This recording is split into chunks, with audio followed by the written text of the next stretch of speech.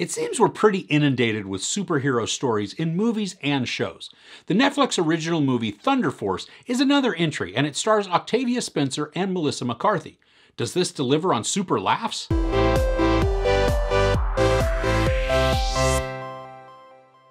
In a world where supervillains are commonplace, two estranged childhood best friends reunite after one devises a treatment that gives them powers to protect their city. So the setup for this is pretty standard. We have some villains, in this case they're called the Miscreants, and heroes with a backstory who try to save the world. Melissa McCarthy and Octavia Spencer star in this, along with Bobby Cannavale, Pom Klementieff, and Jason Bateman. The opening sequence sets the stage for this film. It's a comic book opening, so obviously this is going to be a superhero story. What I do like is that we get a good foundation of Spencer and McCarthy's characters in a very short period of time.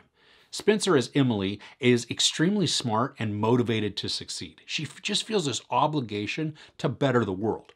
McCarthy, on the other hand, is pretty much the opposite. She plays Lydia, and she's not stupid, but she's more like Tommy Boy. She wants to just have fun and is content to not be so serious. Like with most superhero movies, we kind of just need to go with the premise. One of the largest things we have to accept is that apparently the supervillains are only in Chicago where the story is set. Now there are portions of this where McCarthy's Lydia is funny and relatable. When she's not over the top, I found her to be likable and a character that I could connect with, and I wanted her to succeed. Spencer as Emily is sometimes painted as the downer to Lydia, making her almost the foil to Lydia when it comes to fun and enjoying life. I do like that that's not always the case for the story though. So this is billed as a comedy action adventure, and there are portions where I genuinely laughed out loud. Most of those times came from McCarthy's physical humor.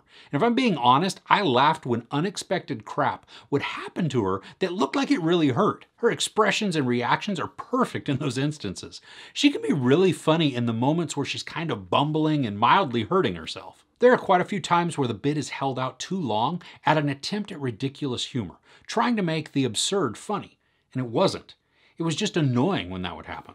Also, a bunch of the humor is very forced. So many of the jokes and deliveries are trying way too hard to make us laugh, and they miss the mark when this happens. The laughs come when it's not forced, so it's a bummer to have a bunch of it try just way too hard. Now, the story is a very obvious one.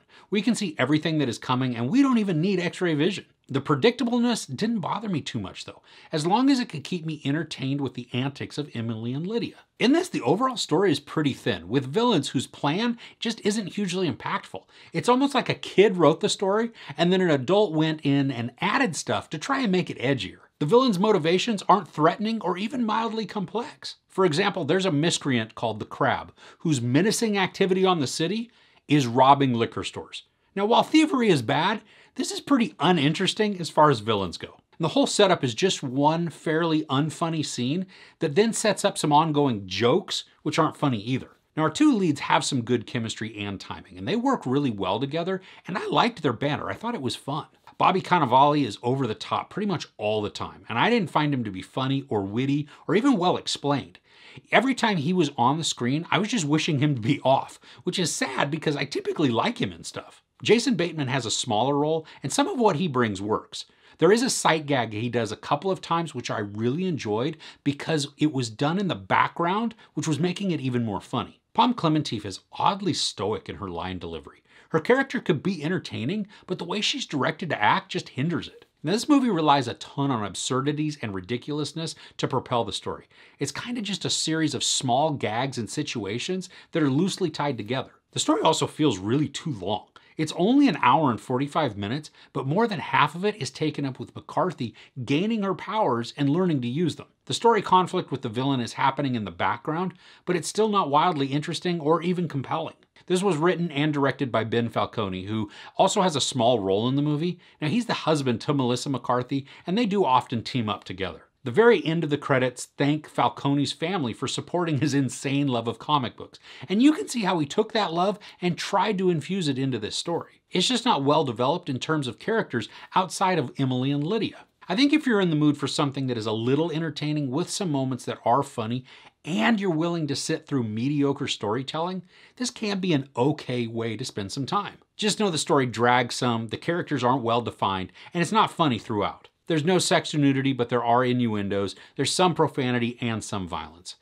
I give Thunder Force 2.5 out of 5 couches. So are there any good comedies you've watched lately? Let me know what you saw in the comments below.